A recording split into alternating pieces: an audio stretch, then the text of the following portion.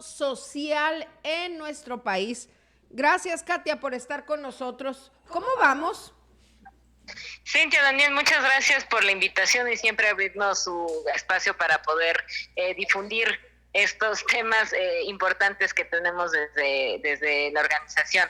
Les cuento muy rápidamente, ¿no? El índice de progreso social es precisamente una medida que trata de revisar y de capturar el bienestar de las personas que vivimos en las 32 entidades federativas del país.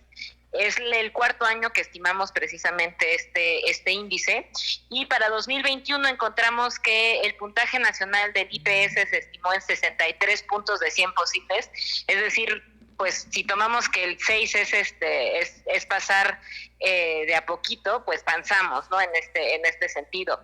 Este es el segundo peor año desde que se tiene registro a nivel nacional. Solamente el 2015 se observa un peor puntaje de 62.9, lo que significa un estancamiento y un retroceso en el progreso social observado en el país en los últimos 6 años. Muy importante recalcar que en 2018 México alcanza el mayor puntaje en el progreso social. Ese mismo año además se alcanza el último pico de la actividad económica a nivel nacional y de crecimiento de la inversión en el país.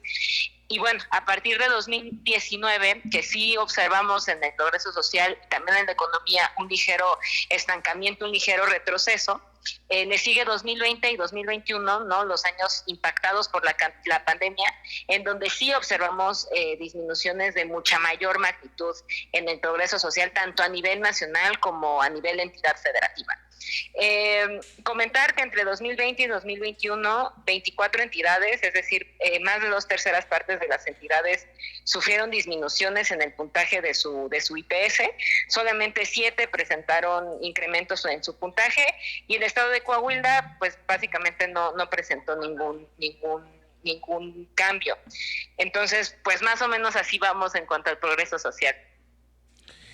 ¿Por qué es importante la medición del progreso social, Katia?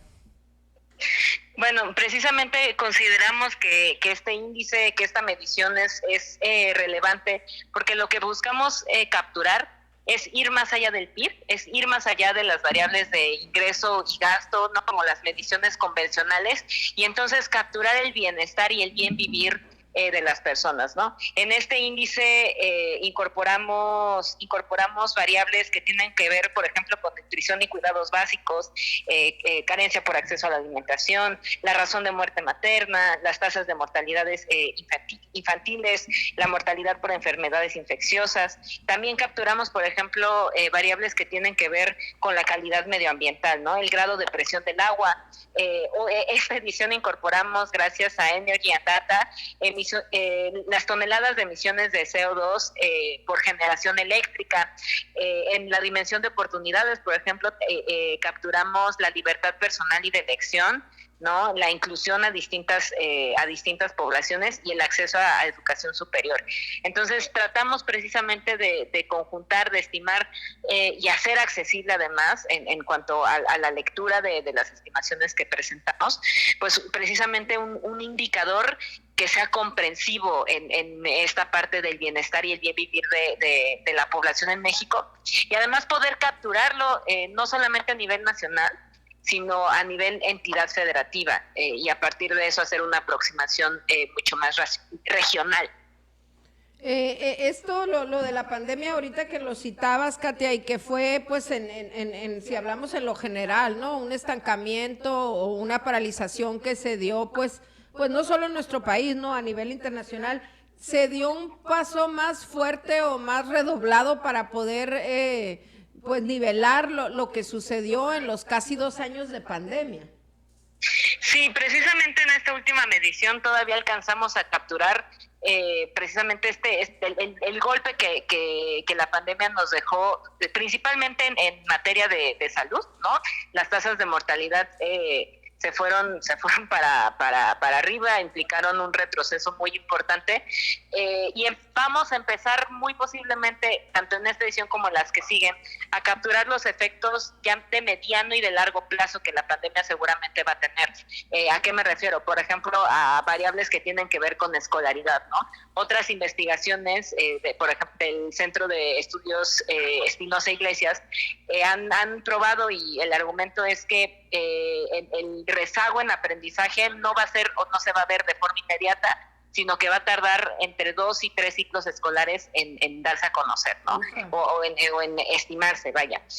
También, pues, podemos esperar, por ejemplo, una de las cosas que nos ha costado trabajo, de las que nos ha costado trabajo recuperarnos posterior a la pandemia, son las dinámicas del mercado laboral, ¿no? Que a lo mejor ya recuperamos los niveles observados por la pandemia, pero es un mercado laboral, o el mercado laboral en México tiene una dinámica muy endeble. Se compone principalmente, en la mayoría, de trabajadores informales.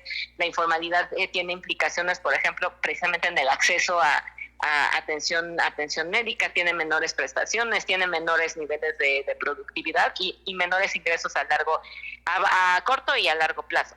Entonces, la pandemia, creo que en esta reflexión, ¿no?, de hablando de progreso social, sí tuvo un impacto muy inmediato, que precisamente capturamos en 2020 y todavía un pedazo en 2021, pero seguirá teniendo efectos de mediano plazo que, pues, nos va a tocar capturar en las siguientes ediciones de este índice.